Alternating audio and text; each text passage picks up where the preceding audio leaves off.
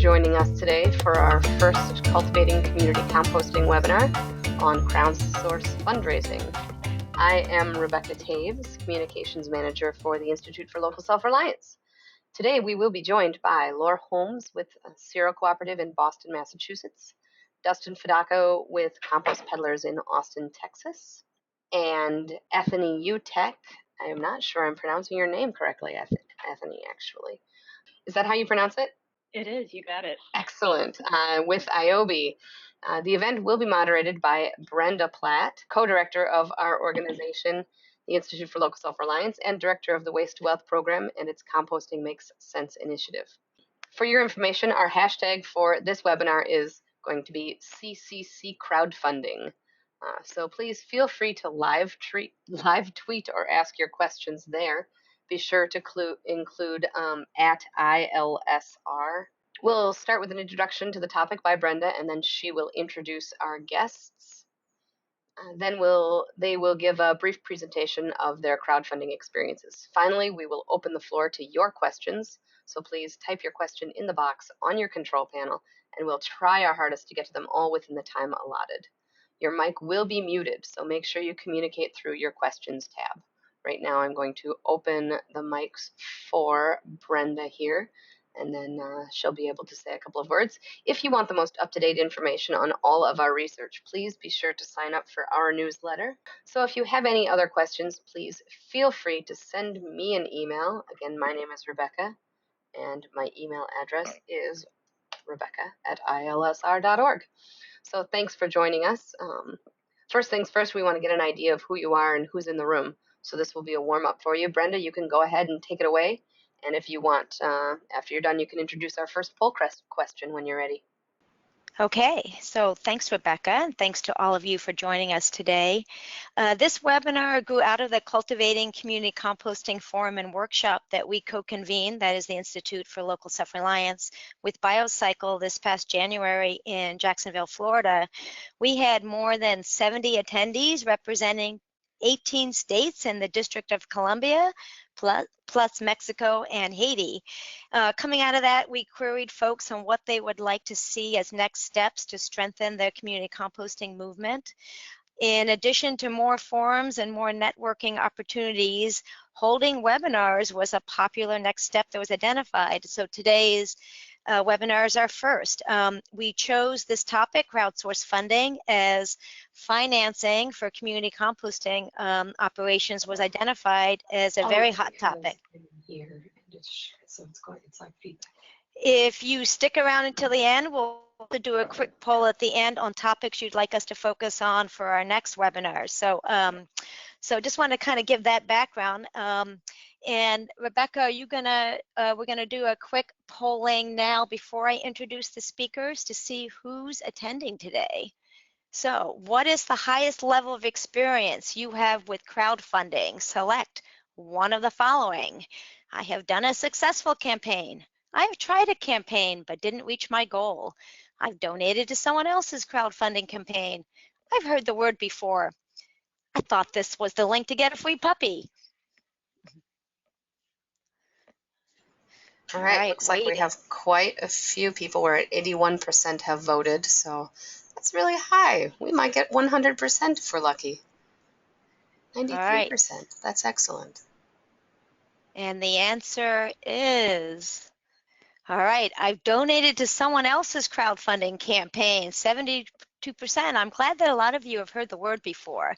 And some people want a free puppy. Well, contact me afterwards and we'll see what we can do. Okay, so you're on here because you want to learn more. Okay, next question. All right, who's on the call today? Are you a community composter? Yes, meaning you represent basically a business, a for-profit enterprise, or yes, you're more working for a nonprofit or a volunteer community garden type site, or no, you're not a community composter. And this could include people who are interested in becoming a community composter or do it individually or anything like that. All right, and the results are yes, 58% represent for-profit businesses, 1/5 nonprofit volunteer, and about 19%, not a community composter. Okay, well, welcome everybody. And for those of you just joining, signing on, we're just doing some quick polling questions to see who's joined the webinar today. So I think we have one more question, Rebecca? Oh, yes. So as I said at the beginning, this came out of the forum and workshop in Jacksonville. We're just curious, for those of you on the call today, the webinar today, did you attend the forum and/or workshop in Jacksonville? I know some people were registered but couldn't make it because of the big snowstorm. I do want to invite anybody who didn't know about it to definitely sign up for our newsletters, and also you can email me after the webinar and I can give you more details about the Waste to Wealth program. All right, and the results are, all right, so about 1/3 did attend the forum. Few couldn't make it, and almost 60% didn't attend, didn't know about it. Okay, so if you didn't attend and you would like to be added to our Cultivating Community Composting listserv and social media sites, let us know. Make sure Rebecca or I or somebody at the Institute knows, and we'll make sure you are in that network if you'd like to join. All right, I think that's our last polling question. So let me dive right in. I don't know if Lor is on the, was having technical difficulties. We're going to start with her with Dustin, but let me introduce all three of our speakers today. First, we have Lor Holmes, who's with CERO. CERO is a worker-owned cooperative and Laura's commercial not compost. on the call yet, just so you know. She's Okay. having problems Well, getting her computer to work in her favor. yes. Gremlins. So I'll still continue to introduce her and who CERO is. They're a worker-owned cooperative and commercial composting company in the Boston area. It provides food waste pickup services for a wide range of commercial clients and transports the material to local farms to support local ag. Its mission is not only to divert food waste from landfills and save its customers money, but also to provide good green jobs for Boston's hardworking communities. Now, Lor is CERO's general manager. She leads business development, and like all of the CERO worker owners, Lor shares a passion for environmental and social justice, sustainable economic development, and democratic models for community ownership. She worked as a Boston school bus driver and organizer before earning a master's degree in community economic development. Today, she's going to share, we hope, how CERO in less than a year raised over $350,000 via nearly 100 community investors. So we do have her PowerPoint if she can at least call in, so we hope she'll be joining us. But we're gonna, probably Dustin, heads up, we'll be starting with you. Dustin Fedako is the co-founder of the Compost Pedallers in Austin, Texas, and has worked as CEO of the company since its founding in 2012.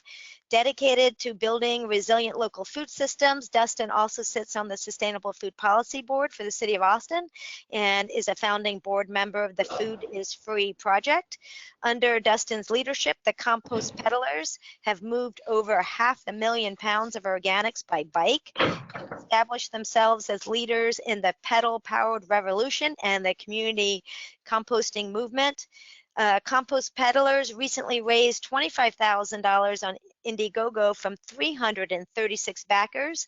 Today, he's going to share tips based on their lessons learned, and he will provide, kind of give you all a realistic idea of what to expect in the preparation, launch, live campaign, and reward fulfillment phases of a crowdfunding campaign.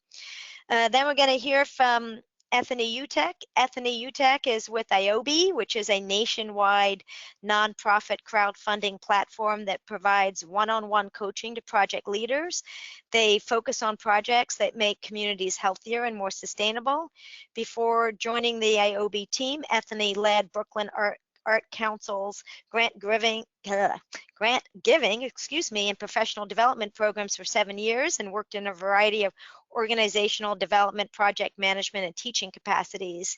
Today, she's going to share examples of successfully funded community composting projects and some tips for community groups looking to build a local base of support through crowdfunding. So Very excited about our three presenters today. So without further ado, Rebecca, let's hand it over to Dustin. Hi, thank you very much. Can everybody hear me okay? If you can, say absolutely nothing. You sound Okay, good. great. You Okay, sound great. good, Dustin. So again, my name is Dustin Fedako. I'm here in Austin, Texas. I run the Compost Pedallers. We've been around since 2012. We are a bike-powered compost recycling company. We serve just under 700 weekly customers. So we make collections from about 650 single-family homes and apartments, and about 50 businesses, everything from cafes to restaurants and so forth.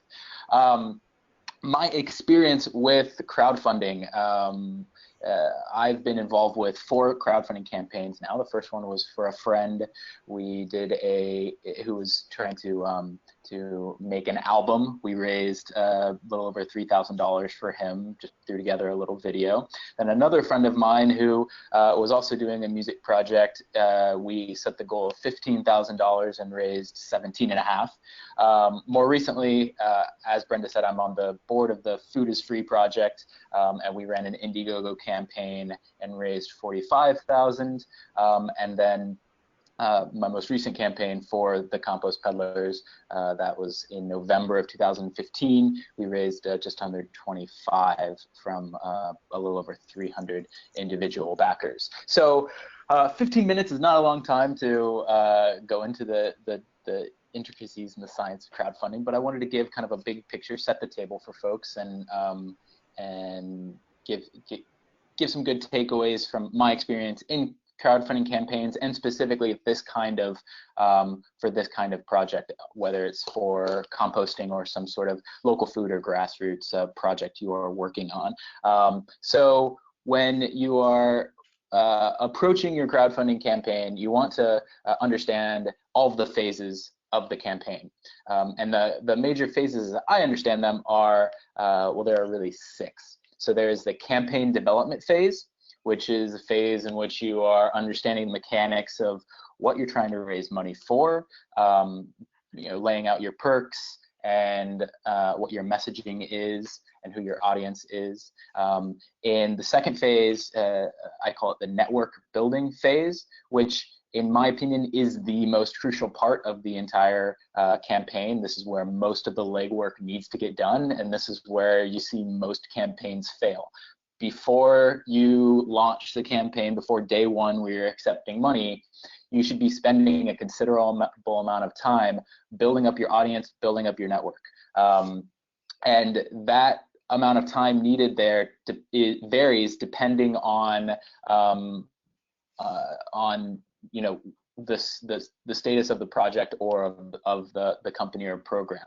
For example, the Compost Peddlers had been in existence for over 3 years. We had a social media following of almost 10,000 and a 4,000 person email list, and so we were working with a pretty good audience to start out with. But if you're trying to launch something from scratch, crowdfunding is not a you build it and they will come kind of endeavor. You really need to build an audience and build a conversation around what you're trying to do and recruit people to your cause. So if you don't have an email list, or if you don't have Facebook or Twitter, Instagram, whatever social media platforms you think you should be on, if you don't have those followers, then and you're thinking about doing a crowdfunding campaign, I would strongly advise to pump the brakes on launching a campaign and start focusing on building that network. The third phase is the launch phase, which I consider to be the first 2 or 3 days of the campaign. This is a crucial part of your campaign in that the psychology for a lot of people around crowdfunding campaigns is as crowdfunding campaigns that are successful become more successful, right? Because the buzz built around a campaign that has reached a significant amount of funding in the early days helps to push it over the edge to get the funding that it needs. If a lot, it varies depending on who you talk to, but some people will say that if you don't raise half of what you're asking for in that initial launch phase, you're really going to struggle to meet your goal. The next phase, phase 4, I like to refer to as the valley of death. this is the majority of your campaign. And I call it the Valley of Death because if buzz is very important to keep your campaign going and keeping it relevant for people, what often happens is you see, and if you could see my slides, there'd be a sharp uptick in the first 3 days of traffic to your site and contributions, and then that falls off after a few days, and then usually you see it pick up pretty sharply again in the last few days as as you're counting down to the last minutes of your campaign. All that time in between, which depending on the length of your campaign can be 2 weeks, it can be almost 4 weeks. The key to a successful campaign, in my opinion, one of the important pieces is to have a strategy to remain relevant for people during that period of time. And that can be done in a number of ways, continuing to put out interesting content, making updates to your crowdfunding page. Then after that, you got the home stretch. This is the last few days of the campaign where you'll see another sharp uptick in activity on your page, just because it's coming to an end and people get excited. And then a part that a lot of people neglect is the perks fulfillment.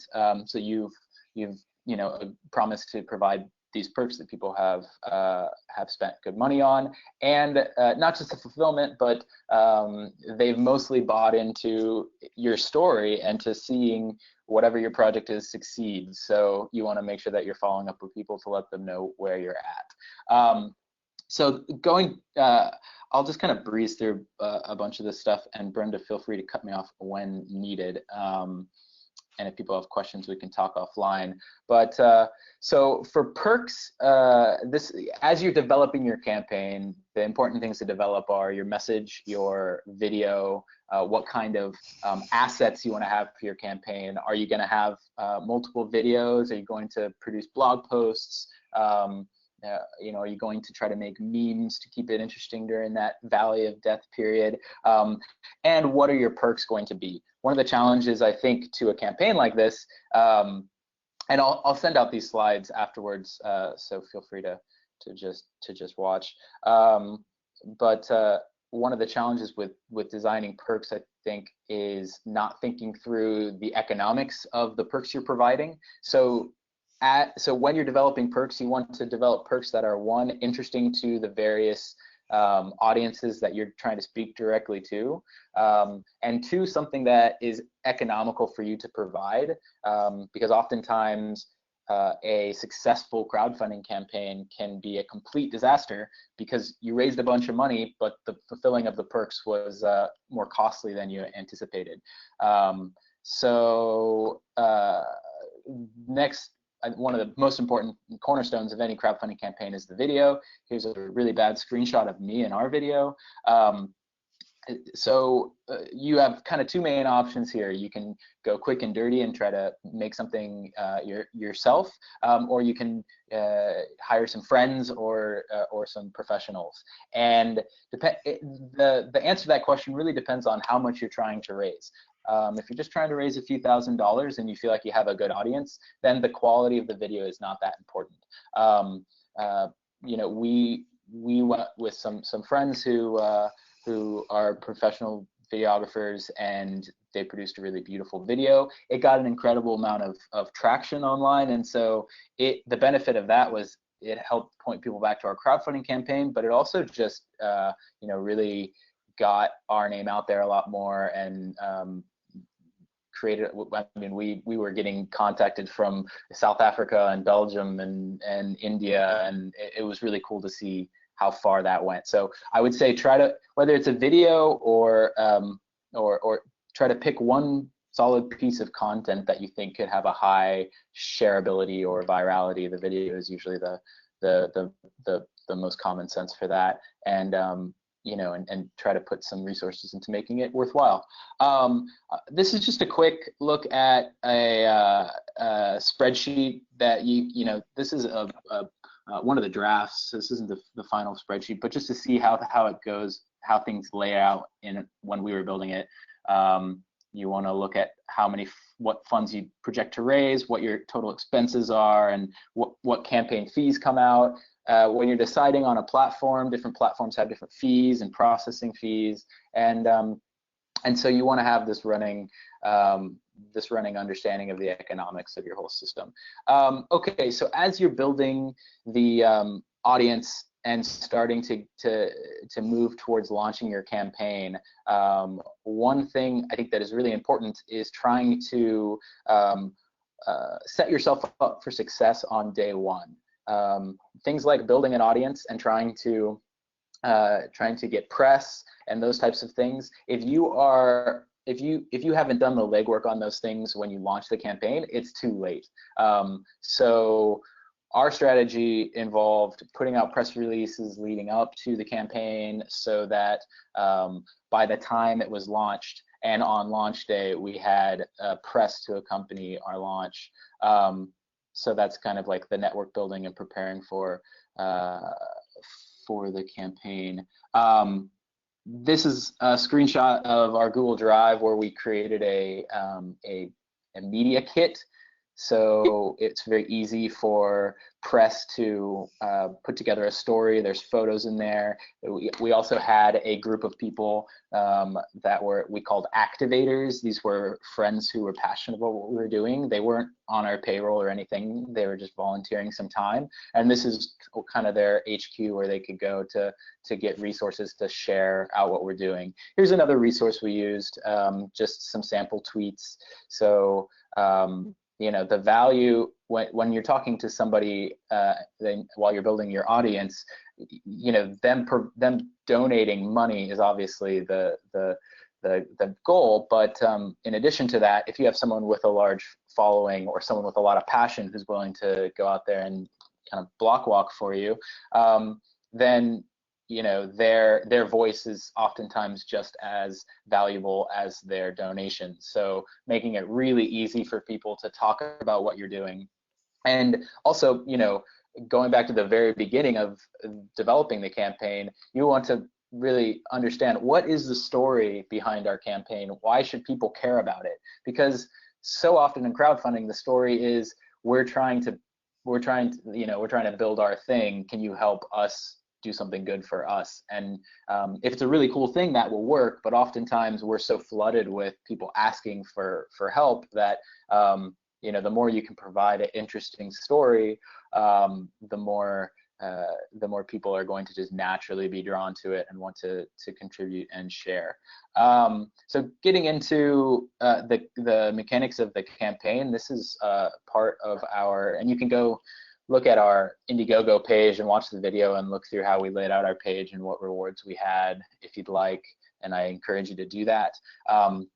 But I've found that it's important to try to be as transparent as possible about what where the money is going that you're raising for. That was important for us because the story for us was we were building a new model, a new technology for bike hauling in an urban setting, and it included electric assist vehicle, custom trailer, and for each vehicle that we raised, we were asking for 10,000. So we wanted to lay out where that money was going to make sure that that was clear and transparent for people. And then this graphic just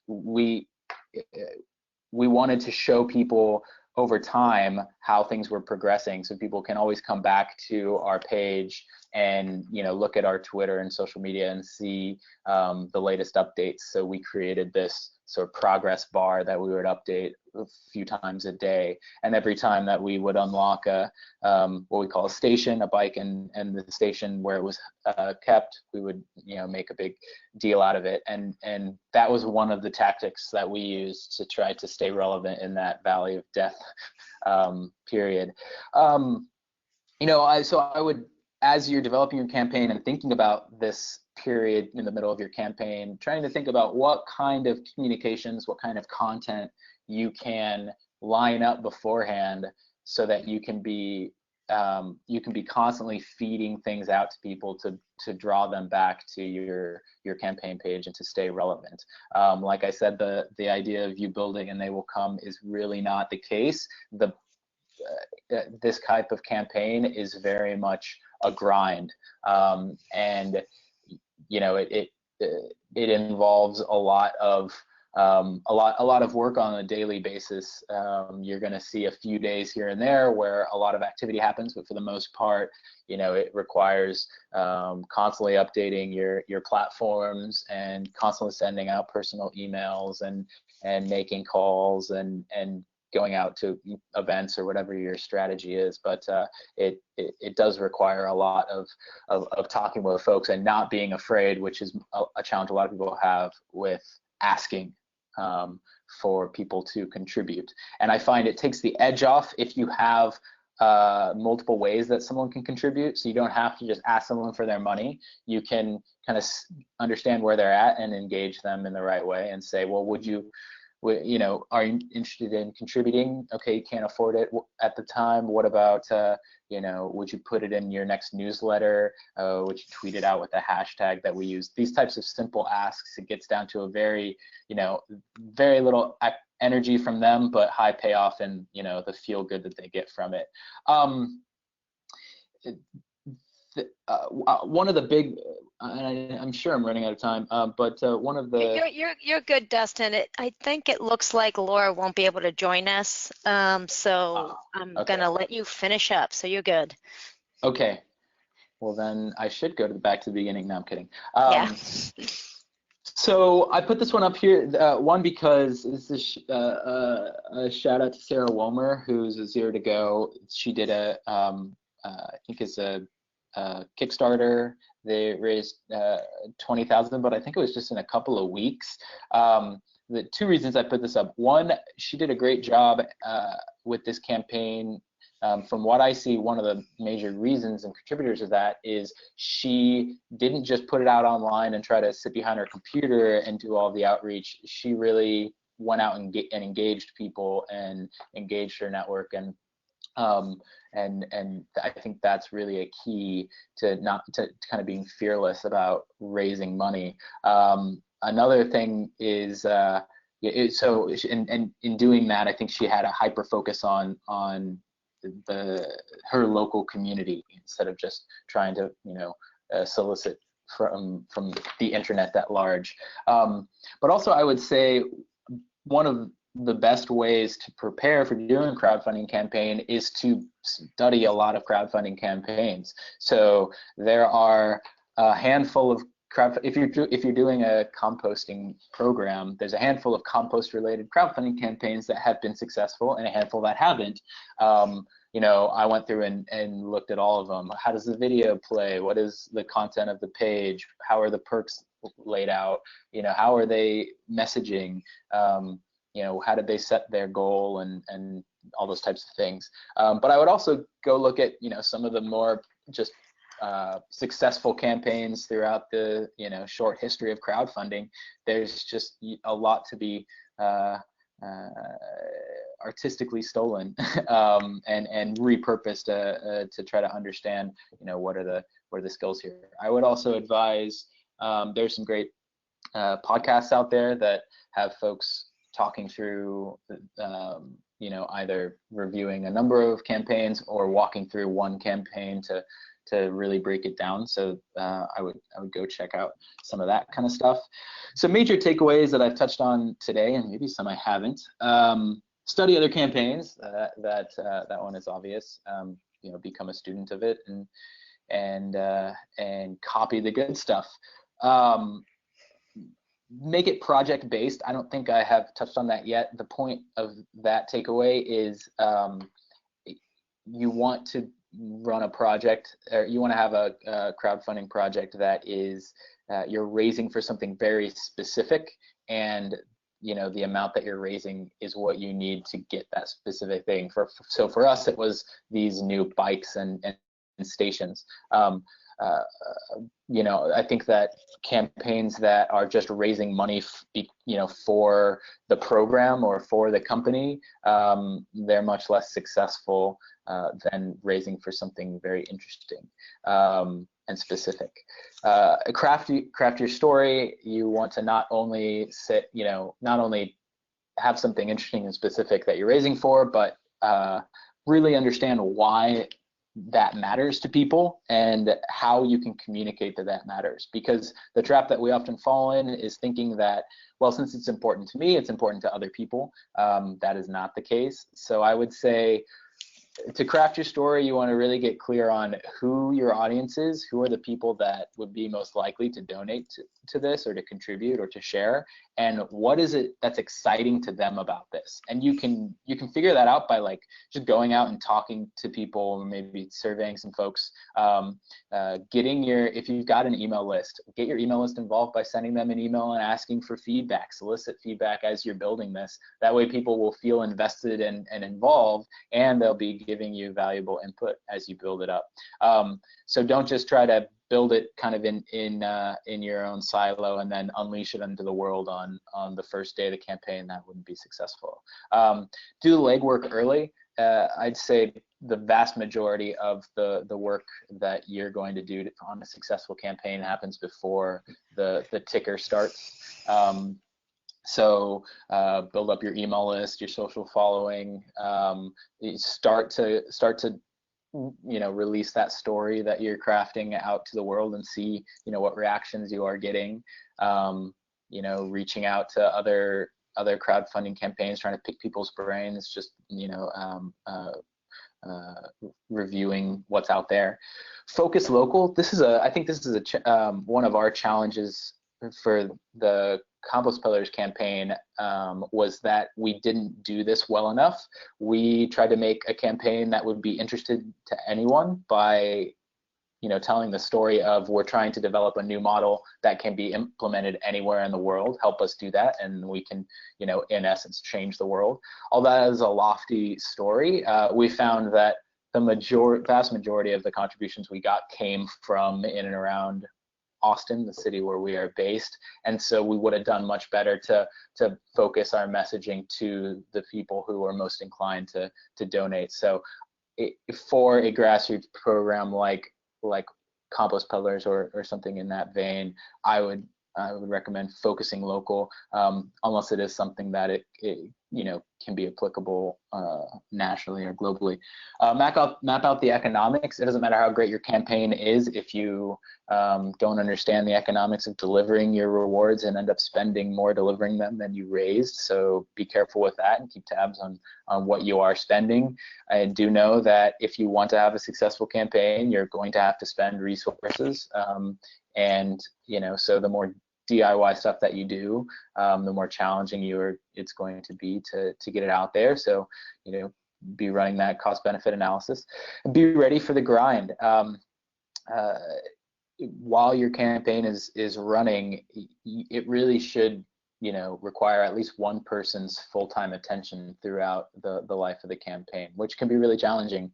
But running one of these campaigns, especially in the early phases, but once it's up off the ground, requires daily follow-up with people and daily updating of your platforms and those types of things. And if you don't have a plan for that and you're not executing that, then it's no longer relevant, and you're just going to see days and days of not getting any traffic to the site.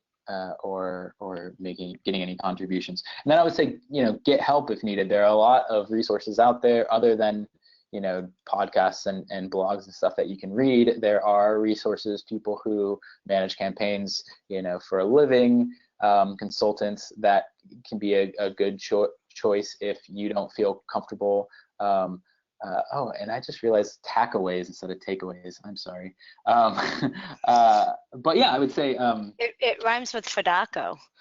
Yeah. Well, thank you, Dustin. That was awesome. And I think we didn't want to have technical difficulties with Lor Holmes, but the silver lining is that you got to do a little deeper dive, and your strategy, your tips, your keys to success, your lessons learned were all fabulous. So thank you so much for taking the time to share.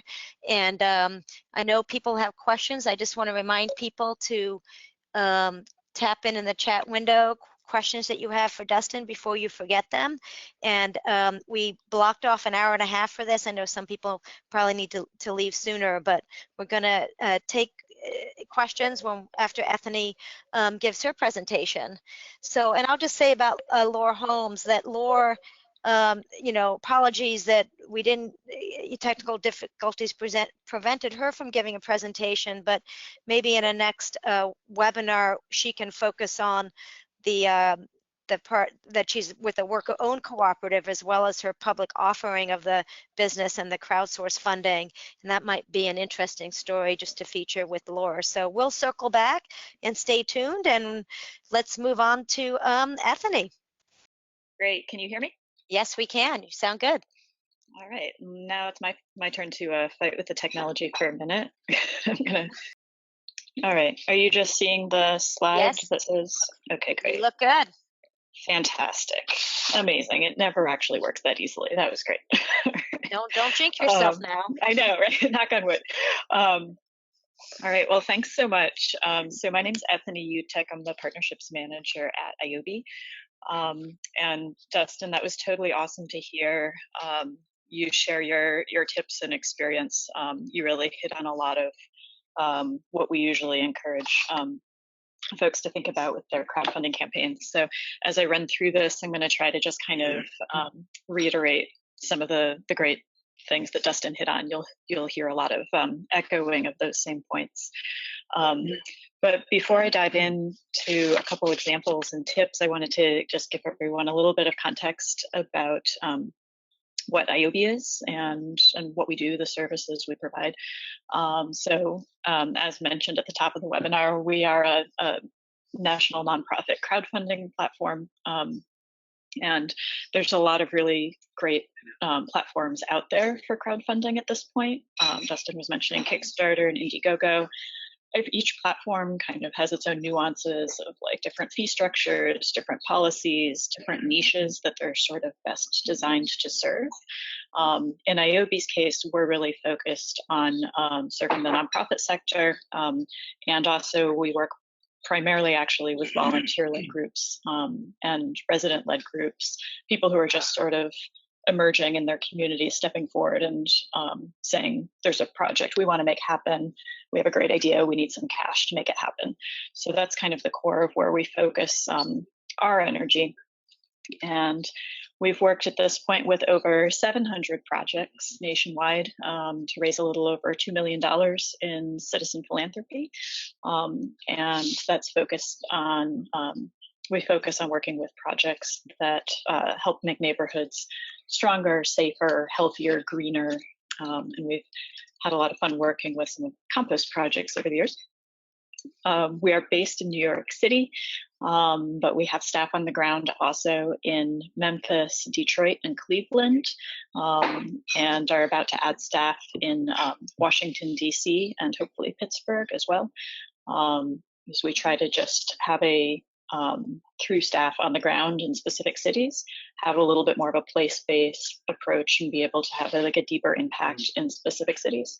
But our platform and our services are available nationwide. And then we're a 501c3 nonprofit ourselves. So as a nonprofit, our mission is kind of twofold. We're really, in the short term, looking to connect with people with awesome ideas for greening their communities and get them the cash they need, help them in that. In the long term, we're really focused on that sort of more grassroots work because we see it really being the thing that can help support long-term change and build towards some larger, more lasting projects in communities. And we really encourage folks to think about crowdfunding as not just as a fundraising tool, but also as a pretty powerful community engagement tool, particularly groups that are just starting out and that are just starting to really think about how do they build a base of support locally to sustain them over time. We've just gotten this feedback over and over again from the project leaders that we work with that they come to a Ioby or they start a crowdfunding campaign because they have an immediate cash need. But then what they find after that is that the real lasting effect is the deeper sense of investment from all of their donors. And after somebody gives even $10 to your work, they're invested in your success in a very different way than they were before. So we also encourage people to really think about the follow-up to your campaign, think about cultivating the donors to your campaign and how you're going to keep them engaged so that you can come back to that list next time, or get them to volunteer with your work, or whatever the other ways are that they might be able to support you. And we usually work with projects that are fairly small scale because they're often being led, designed, funded, and or implemented all by local residents of a community. The largest project on Ioby to date raised about $70,000, but we're usually working with, like I mentioned, grassroots or nonprofit groups that are raising something more in a $1,000 to $10,000 range. And we can work with any project that is nonprofit in nature, has an aspect of public benefit or community benefit to it. And then this is a best practice that Dustin mentioned. We work with projects that are fairly specific. So it's a best practice for crowdfunding generally. And also we just want people to be able to be very transparent with their donors about where their funding they raise is going. And then the quick rundown on the screen here of just some of our policies, things you want to know about any platform if you're kind of shopping around looking for a platform to use. I'll let you just kind of glance through those and ask any questions you have. But the one I want to highlight is, because it's so core to our mission, is that we provide one-on-one coaching, fundraising coaching to every campaign leader who works with us. And that's really because of our mission is really around capacity building and building that long-term fundraising capacity for the leaders of projects that are awesome for communities. And the way that coaching process starts, our usual point of entry is through the quick intake form at ioby.org/idea, which is the page you'll get to on our website if you click the Start a Project button from the homepage. So that's just the place to reach out anytime that you have a possible fundraising need, a possible campaign in mind, and want to connect with one of our coaches to start kind of talking through the planning process for that and how to get a great campaign up and running. And I think Dustin also mentioned this, but it's really, crowdfunding really is not also a one-size-fits-all kind of process. So that's why we really stress the planning and really stress and provide the one-on-one coaching. Because we're really, I would encourage you all in thinking about your campaigns to look at other campaigns, to learn everything you can, but then feel free to sample from those in a way that makes the most sense for your particular project, which might be very large, might be very small. Crowdfunding is a very flexible fundraising tool. It can work for a lot of different scenarios. So a couple quick examples of kind of the smaller project end of the spectrum, some of the compost programs that have used Ioby to fundraise, just to cover some of their sort of like, usually just some of their basic costs for piloting a program or for trying something new. This one is a Never Leave Home, I love their name, is a Memphis-based project that's aimed at educating yard owners on how to correctly compost and mulch grass clippings. So the funds they raised through this campaign primarily covered design and printing of educational materials, as well as some travel costs for their volunteers. So you see, like, pretty small scale, pretty light lift for them also to do a campaign of this scale. We work with a lot of leaders of smaller projects that actually don't do a video for their campaign page if they don't have the capacity to easily do that. We just encourage them to come up with some other visually engaging content for that page to put up in addition to the project pitch that's going to go on your crowdfunding campaign page. I do think, though, that a video is a really great thing to add if you are going for a slightly larger goal with your crowdfunding campaign. It becomes much more essential. This project in Queens here in New York City was led by an emerging nonprofit that wanted to educate the public about composting in tumblers. And they wanted to also provide them to a number of the largest parks and community gardens in Western Queens. So the funds that they raised went to hard materials costs for actually building the compost systems that they distributed and used at the workshops and demo events they were doing in the neighborhood. So again, you see very concrete, very specific, very quick implementation. You want to be sure that when you're thinking about what you're going to crowdfund for, it's something where you will use the cash in the near future, ideally in like a 3 to 6 month upcoming window, so you can show results, so you can get back to your donors before they completely forget that they've donated. Get back to them and say, hey, come out to the composting workshop you helped fund, or here's the pictures, demonstrating the success of our project. So you can pull them in deeper and really give them another warm, fuzzy feeling from seeing the impact of their donation. And then this project out in Rockaway, also in Queens, New York, they raised funds towards the materials and startup costs for converting a large vacant lot in the Rockaways into a community composting hub that was able to process about 3 tons of local food waste per month. And let's see. And one last one, again, you'll see this all kind of similar scale. In this case, they were fundraising, this North Brooklyn composting organization was fundraising for the time and materials costs associated with doing some indoor worm composting workshops to kind of fill a gap in their typical programming between the warm seasons. So using crowdfunding creatively to kind of just patch in programming around what their other ongoing grants, et cetera, were already covering. And just to slide into nonprofit speak for a minute here, I think it's great to remember that crowdfunding is unrestricted funding. So we often see groups using it after they've gotten all of their in-kind donations, all of their donated materials, et cetera, and tapped into whatever grant funding they can access.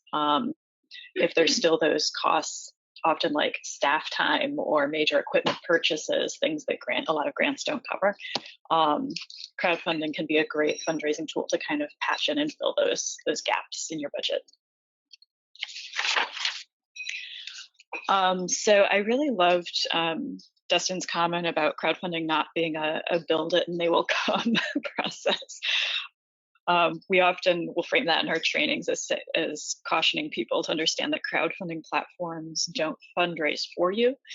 I think it's a pretty big myth out there that is responsible for a lot of the unsuccessful crowdfunding campaigns, that all you need to do is put up that page on a platform and somehow through their website, mysterious, generous people out there on the internet will find you and donate to your project, which sadly not the case. It is you and your fundraising team that are responsible for driving traffic to that page and driving the energy of that campaign. Crowdfunding is great for acquiring new donors, but we usually find that the new donor acquisition that comes with crowdfunding will come usually towards the end of your campaign. After you've got 50% or more of your goal raised, you're already demonstrating that the campaign is essentially on its way to success. And the people you don't know, the people who are hearing about you for the first time and donating to your campaign that you didn't directly reach out to, most of those folks are not finding you randomly through like browsing around on the crowdfunding platform necessarily. Most of those folks are coming through the ripple effect of you working to convert your donors into askers on your behalf. So that kind of sample tweet language like Justin showed, it's a great follow-up ask and very essential for that kind of ripple effect in crowdfunding, where when somebody donates, you follow up with a heartfelt thank you, and then also a easy kind of pre-written template or sample tweet, et cetera, something that you give them so that in that moment when they're already like committed to supporting you, you give them one more easy thing they can do to help spread the word on your behalf. So that's where we actually see a lot of the new donor acquisition in crowdfunding campaigns coming from. So Dustin, you hit on a ton of stuff that we also stress in our training. Some of the ones that really jumped out at me, like the importance of having a strong launch on your campaign, sharing creative content, great storytelling, taking time to do some of that network building ahead of time. So I'm going to put out just a couple more tips that we often stress that I think are particularly essential if you're working for a nonprofit or for like an unstaffed organization, an informal organization. So one of those is simply to not go it alone on a crowdfunding campaign. It is work. There's no real shortcut for individual donor fundraising. So we really encourage people to, in part of their planning process for the campaign, to think about who is the fundraising team, and to have a team of people who have committed ahead of time, have said, yes, I will make specific fundraising asks within my networks, people who are signing on to make direct asks of people they know. And this is the fastest way to kind of bump up your fundraising capacity, particularly for a grassroots project, because the more people you have, there's a kind of a fundraising truism about people give to people. The more people you have actually directly asking their friends and family and various other networks they might be associated with, what we're trying to visualize here on the screen, the more of those potential donors you're going to be able to reach. So depending on the scale of the campaign, we usually work with people who have teams of anywhere from 2 to 6 people, all sharing the responsibility for really making direct asks. And then there's a lot we could talk about with donor prospecting and thinking through like who are your potential donors, particularly if this is something, if you're a new group getting off the ground. We usually encourage people to think through, to kind of to frame it in terms of thinking of like why people give. So there's people who will give just because of their personal connection to you and you ask them, or there's people who will give, they might not know you, but they're connected to the cause. They're really passionate about what you're working on, so they can be connected with that way. And then people who might give because they're particularly vocal to what you're working on. They're the ones who will actually benefit from the work that you're doing. But in addition to thinking about who those potential donors are, you really want to be sure that you are thinking about how you're going to reach them. So hopefully in that planning process, when you think through who are the folks that I'm in the real world that I'm actually going to send an email to, what's the profile of people who are on my email list or who are my social media followers, etc. You also want to be thinking about tailoring your outreach methods for the campaign to your specific donor base. And in general, we encourage people to really use a mix of approaches. So what you're seeing on the screen there is kind of a super ballparked research-based sort of expectation you can have about return on investment for different ways, different methods of asking somebody to donate. So social media, Facebook, Twitter, totally great for building buzz, getting the word out, teaching people about what you're doing. Not totally great for donor conversion. Generally, less than 1% of people who see a social media post about your campaign will click through and convert to being a donor just from that interaction. If that's like their only interaction with you. It can be a great first touch that helps lay the groundwork for getting them excited about and for like when they get your personal email next week or what have you. But you don't want to, you want to be careful about over relying on social media because of that. And it's a very impersonal way of asking. And in general, as you're seeing in the chart here, the more personalized, the more direct the method of asking somebody, the higher the likelihood that they're going to actually convert into being a donor. So we have just a little tool you can download from the Ioby website called a prospect chart that helps pull together these ideas of like, well, who are the people I'm asking? How many people can I ask for how much?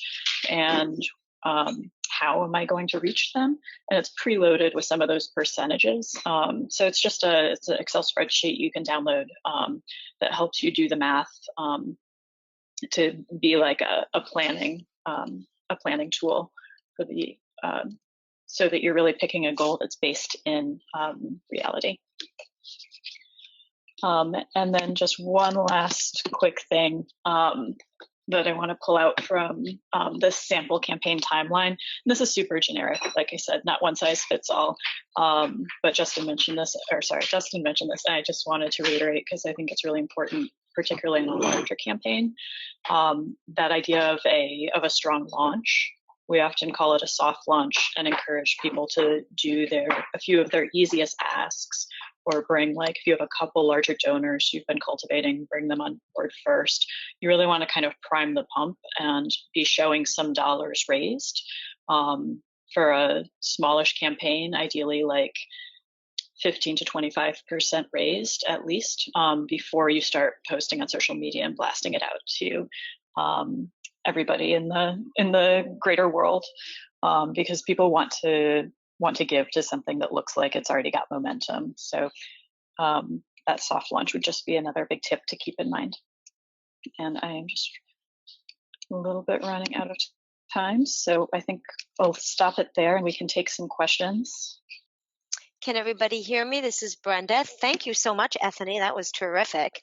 And I like that you had a number of really, as you called it, unstaffed informal sites raising, fairly low targets, as their goals. And then we had Dustin with his $25,000 goal, and then Lor, which we will hear from in the future, with $350,000. So there's a wide range of money that can be raised through this technique. So I know I have one question that I'll just ask, and then please send in your questions so we can start asking them.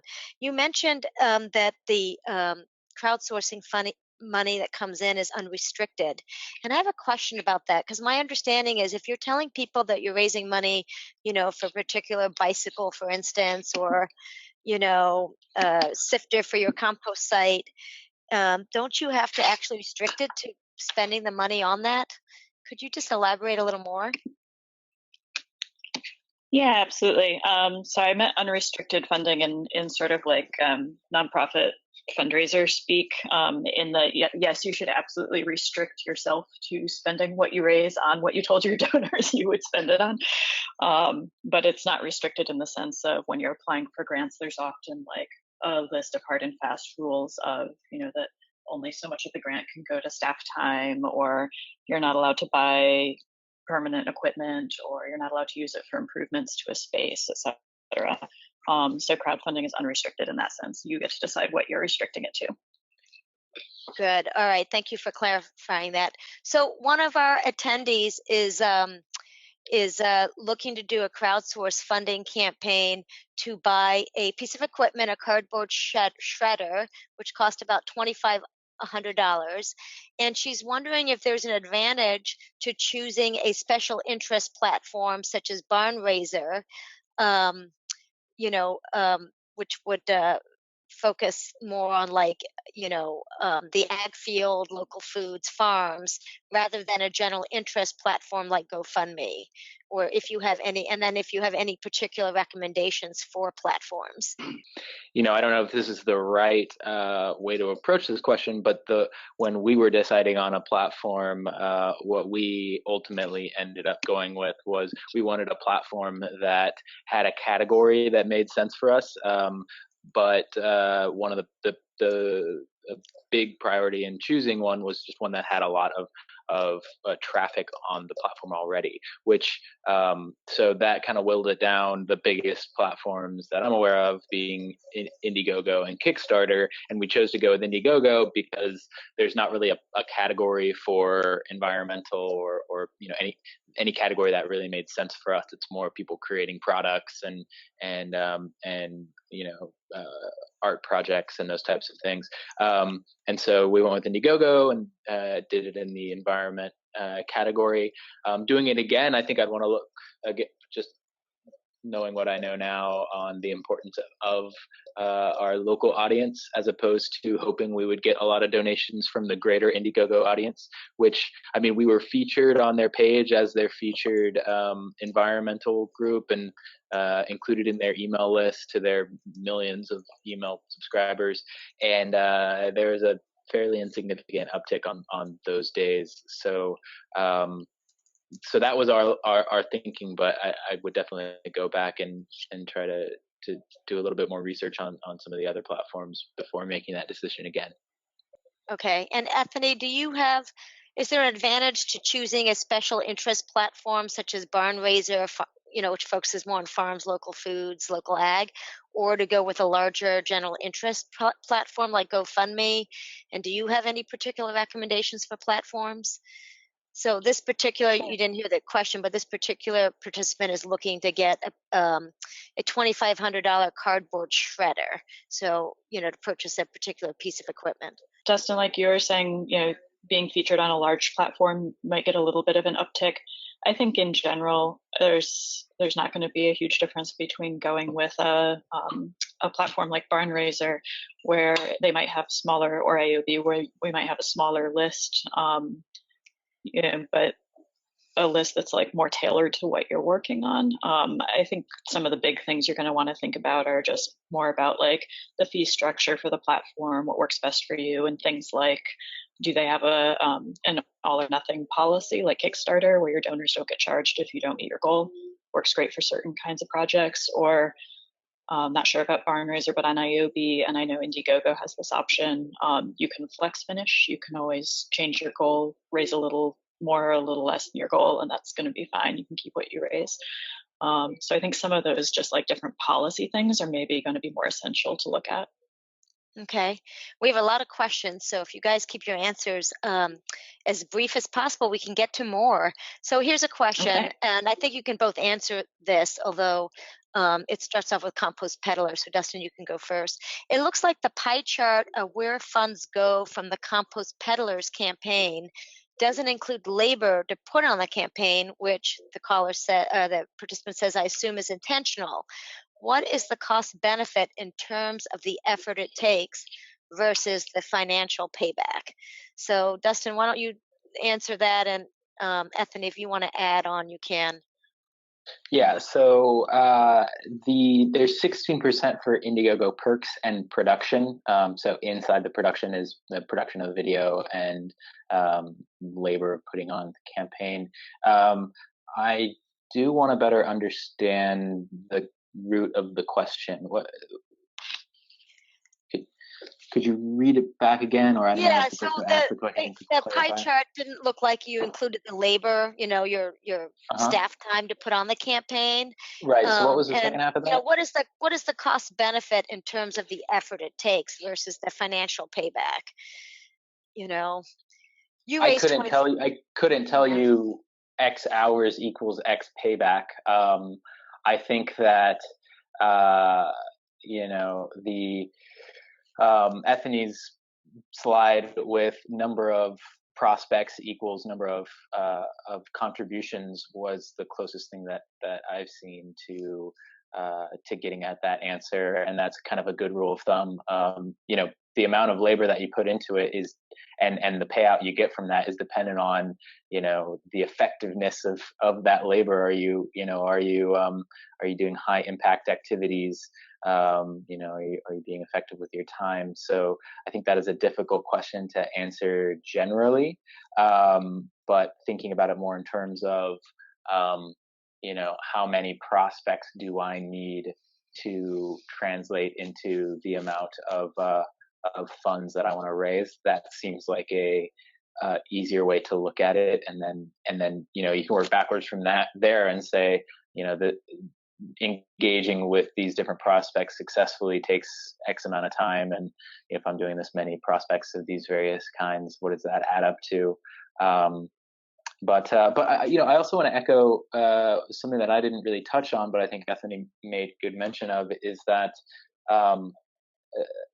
the great thing about crowdfunding is that at the end of the day, you're not only sitting there with a bag of money, metaphorically, but you have grown that following and added on, either if you're a nonprofit, potential donors in the future, or if you have a product or a service. We used our campaign to sign people up in advance for our subscription service. So it's a way to fulfill orders and to build repeat subscribers to purchasers. And you told us to keep the answers short, so I will stop it there. Yeah, thank you. Ethany, a quick question. How is Ioby funded? Great question. So we do all our own nonprofit fundraising.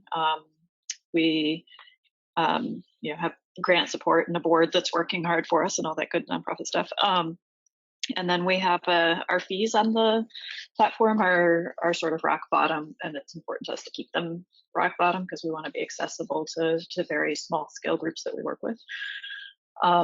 So we subsidize that through the earned income we get through the platform comes through kind of an alternative donation model, where when somebody donates to a campaign on Ioby, after they've committed a dollar amount to that project and they're going through the checkout process, they'll get a little pop-up that informs them, that Ioby is a nonprofit too, and asks them to kick in an additional donation to help keep our coaching services strong, but our fee is really low. And a certain percentage of people will opt into that. We find that to be a much more transparent and supportive way to be able to get some earned income from the platform without having to, take a big cut of what people are raising. Yep, good. Here's a question. We'll start with you, Ethany. At what point of starting up an organization or project do you suggest launching the crowdfunding campaign? I feel like that's a hard question to answer in the abstract, but I think it depends on, you do definitely want to have a little bit of that base building work done already.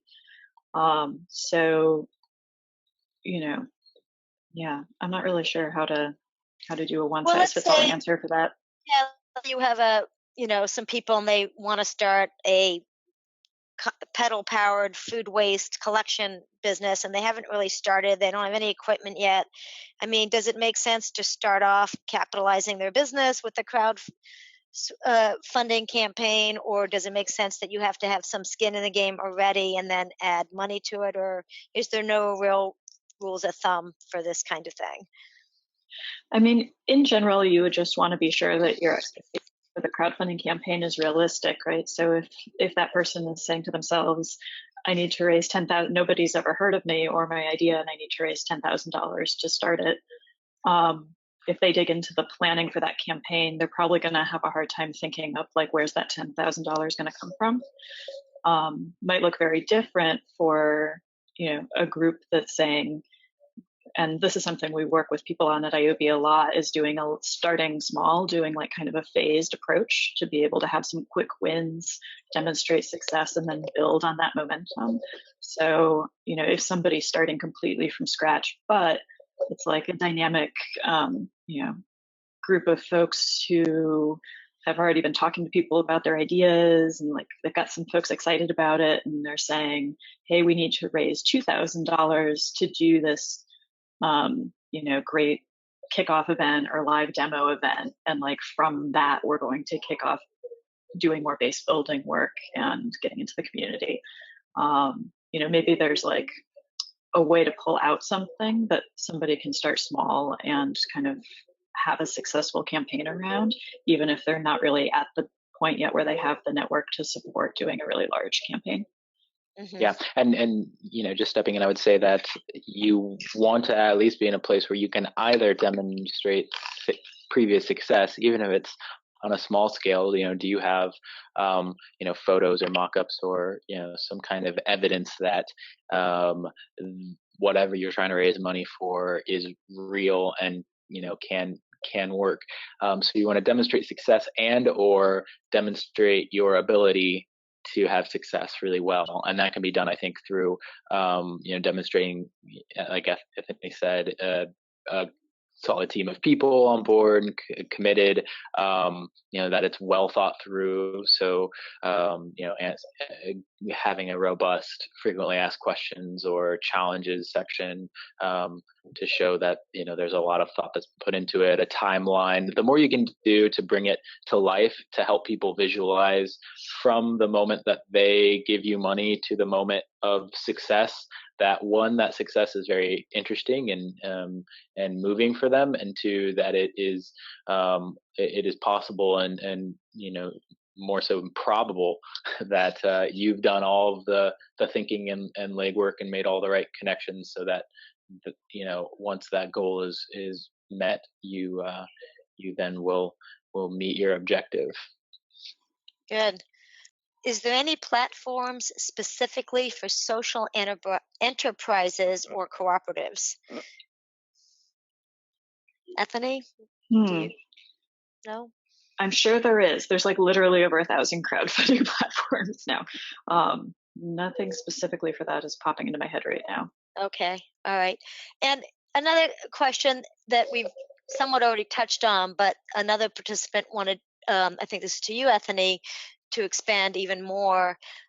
She's curious about how Ioby is structured. Since it is a nonprofit, are all donations, whether for use by a nonprofit or not, something that is tax deductible? How are the funds received by the group running the project as a grant through PayPal? And what is the turnaround time for receiving the funds? And I know that's a lot of questions, so if you want me to break it down, that's fine. But for first, if all the money comes through, whether even if it's for a nonprofit, even if it's for a group that's not a nonprofit, are they all tax deductible? Sure. Yeah. So all donations on Ioby are tax deductible. The way we make that happen is that if the group that's fundraising on Ioby itself is not a nonprofit, or if they do not already have a nonprofit fiscal sponsor, a nonprofit that's accepting funds on their behalf, Ioby itself will act as their fiscal sponsor for funds raised through the site. So it is a way for informal groups to be able to accept some tax deductible donations towards their work. Ioby has a separate from our platform fee, which is 3%, essentially the same credit card processing fee you'd be paying to take donations on your own behalf.